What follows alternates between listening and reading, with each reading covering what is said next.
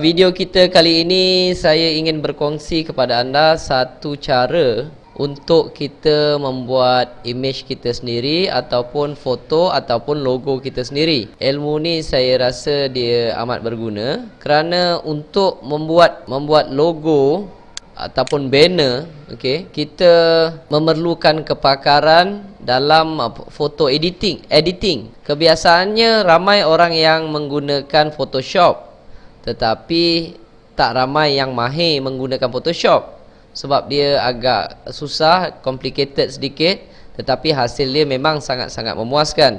Jika anda ingin belajar Photoshop, saya amat menggalakkan, carilah video-video di dalam YouTube cara penggunaan Photoshop. Tetapi di dalam membina website, kita memerlukan cara atau teknik yang cepat dan ringkas. Di sini saya ingin berkongsikan kepada anda semua teknik yang saya gunakan menggunakan perisian percuma. Photoshop tu kena beli. Kalau yang pandai mencuri kat website tu, saya tak galakkan lah. Tapi saya tak halang dan saya tak suruh juga. Okey. Dalam membina dalam membina image, saya menggunakan hanya dua perisian percuma. Satu, saya gunakan pen, okey, pen brush.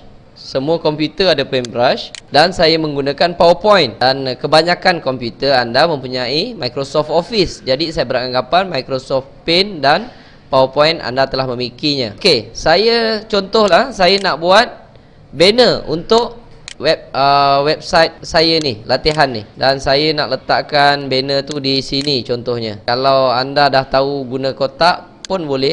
Kita praktis semula gunakan table, klik satu table dan saya letak di tengah. Table ni saya nak resizekan dia. Okey, saya nak letakkan saya punya image kemudian di sini. Okey. Bagaimana saya nak buat image? Saya menggunakan PowerPoint dan Paint. Biasanya saya akan cari image yang sesuai dulu di dalam Google. Saya klik pada image dan anda boleh mula mencari website apa atau image-image yang sesuai untuk website anda. Contoh saya letak website, web page katakan. Mungkin ada yang